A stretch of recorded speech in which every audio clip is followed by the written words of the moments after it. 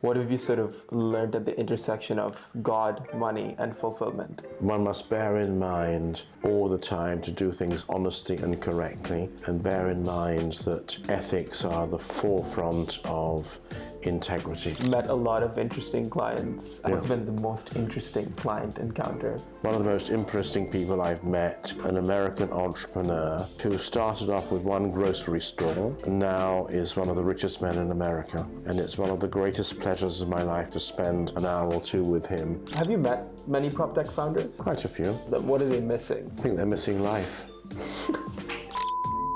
Okay, what else, boys? You know, if you were to say... You cut that out of the prop. Oh, okay.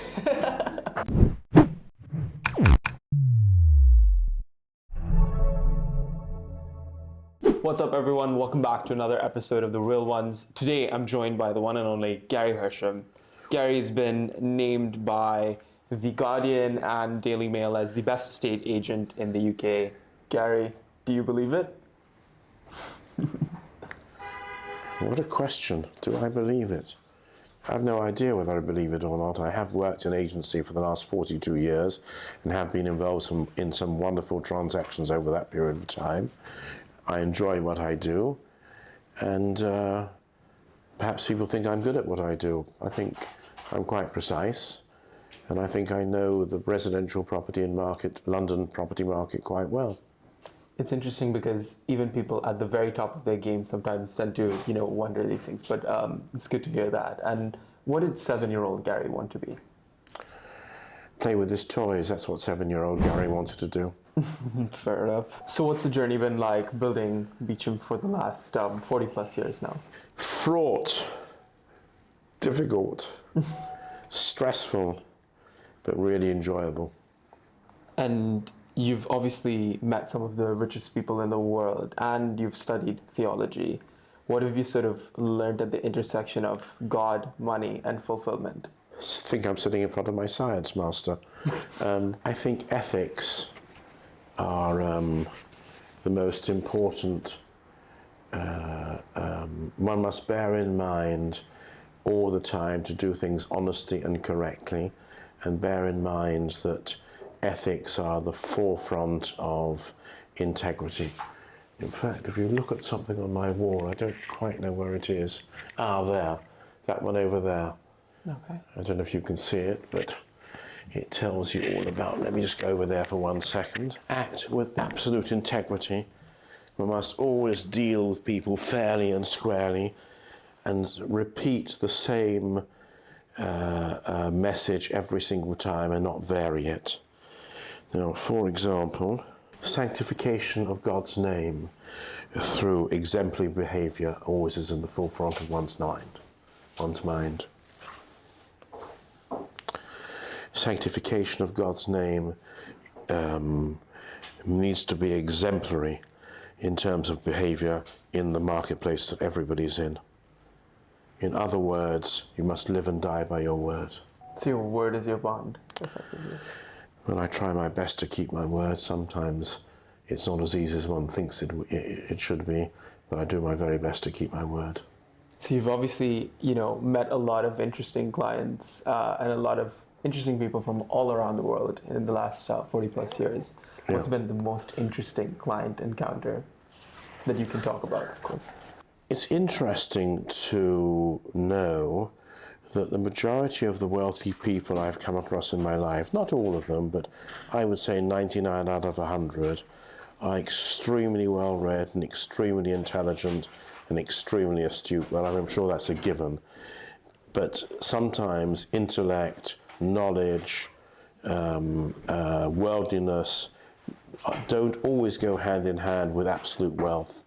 In my mind, one of the most interesting people I've met is an American entrepreneur whose name I'm not going to mention, but who started off with one grocery store and now is one of the richest men in America. I sit with him and talk about everything, including business, and it's one of the greatest pleasures of my life to spend an hour or two with him on his helicopter, flying around looking at properties and trying to tap into his mind. Wow. And, you speak a lot about entrepreneurship and your family, from your dad all the way through to your children now are, very into that sort of world. Your son, I believe, runs an international logistics business, and your daughter, as you called it, runs a we work without debt, I believe.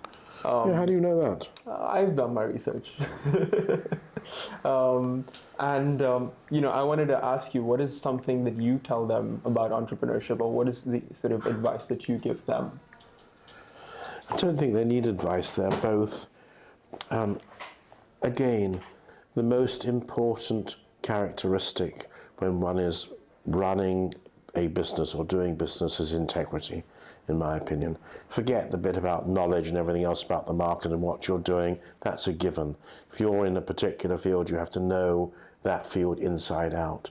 But the most important thing is being honest, straightforward, and having a firm set of values. So I've always taught my children they have to remember that life can deal you lots and lots of blows, but if you keep your word, you act with integrity, you will always win.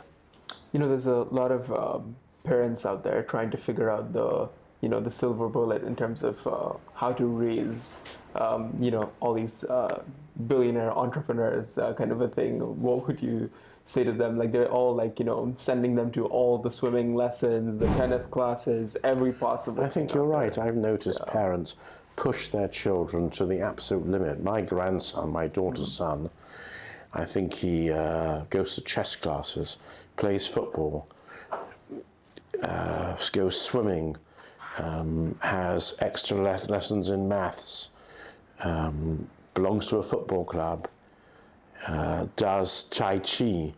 I'm trying to think of the other things he does, but it's non-stop. It's absolutely non-stop. And I think a parent, one can't tell a parent what to do. I've tried my very best to tell my daughter what I think she should do with my grandson, her son, but actually it cuts no ice because I'm only the grandfather and I don't get the bad side, I only get the good side. Of course. But I think parents who push their children know that by making them study more, learn more, do other things. My grandson, for example, is fluent in English and French. He's only 8 years old. I think a parent's job is to give that child every possible advantage in life. Right. And, obviously, another baby of yours happens to be Beauchamp Estates, I would say.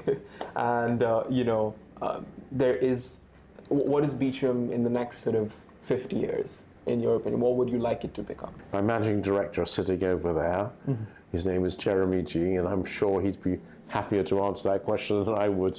Well, we're not going to be here in 50 years, Gary, you and I. Well, I'm 71 years old, and in the Bible it said until 120, so I've got 49 years left to go, so I think I will be here in 49 years, maybe not in 50 years, but 14. It's a legacy thing for us, I think. If we can leave this company, well, where Gary started, which is, highly respected, highly sought after, dealing with the finest properties in London and across the globe, having an international network of offices, but being a small boutique firm, it's quite an unusual setup. I think we can leave that as a legacy.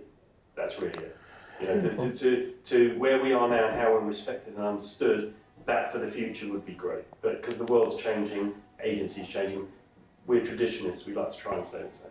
I would like to tell you something, but I'm just thinking to myself whether I should or I shouldn't. And it follows on from what Jeremy said about legacy. In an off-the-cuff conversation with my daughter, she recently said to me, "Dad, what would you think if I came to join you at Beauchamp Estates?" It was an off-the-cuff remark, and that evening I was so elated by the idea that she'd even consider coming to do something at Beauchamp Estates that I discussed it with my wife. There's no reality behind it, but Jeremy talked about legacy. How would I like to have one of my family members being involved in Beauchamp Estates in the future, next generation? I'd love it. Right. And, with legacy comes also the future in a way. and with the future comes technology. I thought you were going to say that. I thought you were going to say that. PropTech founder, I have to do it. So, obviously, have you met many PropTech founders, actually? Quite a few. And what have you found to be the common pitfall amongst all of them? What are they missing? I think they're missing life. Most of the PropTech founders I've come across, in whatever field they're in, have been very successful because they have a detailed knowledge, but only of a limited part of detailed knowledge of what they are doing. I've not come across many such people who are extremely worldly. In fact, the next generation up, which has little knowledge or little understanding of PropTech, are much more worldly, much more knowledgeable, have greater linguistic skills. And even though people have, through technology, earned absolute fortunes, I'm not so sure they've earned a richness of life. Wow. If you had a magic genie in front of you right now, and you could say, presto, build something for me, technology-wise, what would that be? Can you answer that question, Jeremy, please? Oh, I missed the question.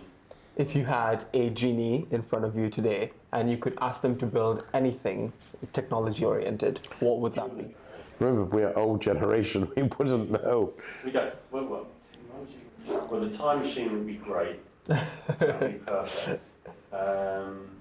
Would you go backwards? An eternal life machine would be even greater. Yeah. I think a time machine, and I think go backwards and have a word with George Osborne before he changed stamp duty, which I think affected our market and has continued to affect them. That's my takeaway. I think absolute longevity in a time machine are absolutely perfect. Can you please create them for us? There's a guy that's doing this now. His name is Brian Johnson. He sold a company for $800 million to Venmo. He's trying to extend his life with technology and health and diet. It's called the Blueprint Framework, and basically he's trying to make quote-unquote death optional. It's a very interesting take. I mean, I just think at the end the body lets you down, right? He's fighting against nature. I think Jeremy's right. I think that your mind's still there, but the body your mind, your heart, your soul are always still there. Take men, for example. As a general rule, a man, doesn't matter what age he is, thinks and feels like he's a 25-year-old. Always, always, always. Actually, the only problem is, as Jeremy said, the body doesn't accept that. I think the problem is not so much the heart and the mind. Well, maybe the heart, yes, but certainly not the mind. It's the body that gives you problems. But let's say Beauchamp Estates, you're trying to hire, let's say, some of the best agents in the world. What do you look for when someone walks through that door? What do you ask them? Well, you say look for, and you use the word look for. So the first thing is your visual impression. And again, it's not prejudicial, but what one looks for in a man and a woman are elegance, beauty, stature, So the first thing that you see when you see anything or anybody is the image that you see in front of you. So that is the first thing that anybody else sees. So you want somebody who is very, very presentable in point number one. Then the next thing they do is they open their mouth. And once they've done that, you can understand how they speak, what accent they have, how good their English is, how good their grammar is. And then you understand what they know about the world. So I think it's an encompassing picture where you have to see the person, the way he is, the way he speaks, what he talks about, how he feels, how noisily he speaks or how quietly he speaks. I think what you look for really is an all-in package in the person. Knowledge, ability, drive, desire, persistence, good humor, kindness. You need an all-round winner. No. And has that become harder, do you think? Look, in the world of estate agency, whether it's here or across the sea, people are able to sell in a bull market very well indeed. And that is because buyers want to buy. How many estate agents can you go out for supper with and enjoy their company? And how many will talk about anything but property? Very few. What would you say is your favorite supper time topic then? It depends on what's going on in the world, and it depends who I'm having supper with. But talking about, as an Englishman, talking about politics in England and what the government are doing, perhaps that's permissible. reminds me of a story of there's a lady called Lady Rothermere, Bubbles Rothermere, who was very bombastic. She was the wife of Lord Rothermere, who owned, I can't remember which newspapers, but plenty of newspapers. Maybe it was the Daily Express. And she used to say, and I don't know why I'm telling you this, but I've always found it very funny, life begins and ends in Eaton Square. You can go as far as the south side of Eaton Square, the east and the west side of Eaton Square, and of course you are permitted to go to the Berkeley Hotel in Wilton Place. Why am I telling you that? Because she had a very bombastic and flamboyant life, yet on the other hand, she seemed to limit herself in terms of what could and could not be done in her environment. I think one's got to be very open. One has to have a very open mind in life. I think one needs to be able to accept every race, every culture, every person for what they are. And if somebody has an idea, guess what? That's his idea. He's allowed to have it. You can't criticize people for having ideas, and you can't criticize people for feeling a certain way. Perhaps you can discuss it with them. Perhaps you can try and alter their views. But their views are personal and theirs, and they're allowed to have them. I think it's pretty profound. You gotta live life bombastic, right? But I know we're short on time, so I'm just gonna ask you two final questions. One of them being the boring one, which is, what is your outlook on the UK real estate market for the rest of the world? What is my outlook for the real estate market in London to the rest of the world? Mm-hmm. In other words, what do people think about the UK market? Is that your question? What should they think about the UK real estate? What they do think about the UK market is they can buy things cheaply. Everything is going to be able to be bought cheaply. People are worried, people are concerned about the UK property market. But then if you go back in history over the last 40 or 50 years, and I've been in this trade for that many years, things always rectify themselves. There are always slow periods, there are always lulls. But if you look at the chart, it goes up like that. So I don't think there's anything to worry about. And if somebody's asking me a question, perhaps they should take my advice. I'm not here to hard sell anything to anybody. I'm not here to kid somebody into buying a property because I want to earn an extra fee. Not my style, and certainly not Beauchamp Estates style. I think people have got to listen to those who are expert in their field and take their advice. Got it. So I just realized I had an additional question there, as one does. As one does, Hassan. What's something that you wished every person that sat across this table has just not asked you, but you wish that they did? Perhaps it would be nice if people ask me a little bit about my background and a bit about my life outside Beauchamp Estates, rather than thinking I can only talk about work and more work and work. Perhaps somebody ought to ask me about where my parents came from, where my grandparents came from, what education I was given, what was home life like. It's not easy to ask that questions when you're sitting across the chair from somebody like me, and people think perhaps people get scared. I'm willing and able to answer anybody's question, any question anybody puts to me. And the more detailed the question, the more personal the question, personal in a nice way, I'm delighted to help and answer. Oh, well, I'll save that for part 2. And in that case, is there going to be a part 2? I mean, we'll have to wait and find out. But my final question to you then is going to be, what advice would you give your 21-year-old self? Well, my son is 37 or 38. He's not 21. My daughter, not telling you her age, both look like spring chickens. My son worked for Goldman Sachs after getting a first at LSE. His certificate is up there. If you look up there, you'll see both my children got firsts. I went to LSE. That's fun. And my advice has always been tenacity the longer you work for a firm, the better it is. You will go places. So my son worked for Goldman Sachs. And one day he said to me, Dad, they haven't paid me the proper bonus, they haven't paid me a proper salary. I really would like to leave. And I said, Alex, don't be so silly. It's a fantastic firm to work for, stay put. Well, on the 3rd of March, however many years ago it was, he said, Dad, they've taken the decision away from me. They've fired the entire team. So my son worked on the distressed debt desk of Goldman Sachs in New York.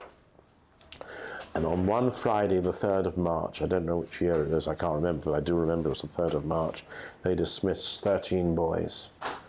Of those 13 boys, 13 people, I don't know if it was 13 boys, of those 13, by the Monday, 12 had jobs and one went on to do a postgraduate degree. Shows you. They were a bloody clever lot. But the advice was tenacity. Well, Gary, it's been an absolute pleasure. Thank you so much for taking the time. Very kind of you. Could you just tell the audience, like, how did you actually came into realization to actually form this company? Or what motivated you? What was the story? Are you asking me how I started Beauchamp Estates? Is that your question? Yeah, like, yes. Well, everybody knows how I started Beauchamp Estates. I was working, I'd left university, I'd finished my undergraduate, postgraduate and theological courses. My father said I was uneducated and I needed to do another degree, God almighty, needed another degree. And we were sitting down for high tea on a Sunday afternoon, and a friend of mine who'd just come down from Oxford said, I've bought an estate agency, would you like to join me? That was in 1979, and I spontaneously said yes. And that's exactly how it started in 1979. Maybe 78. Well, thanks, Gary. Really appreciate that. Thank you very much indeed, gentlemen. I'm off.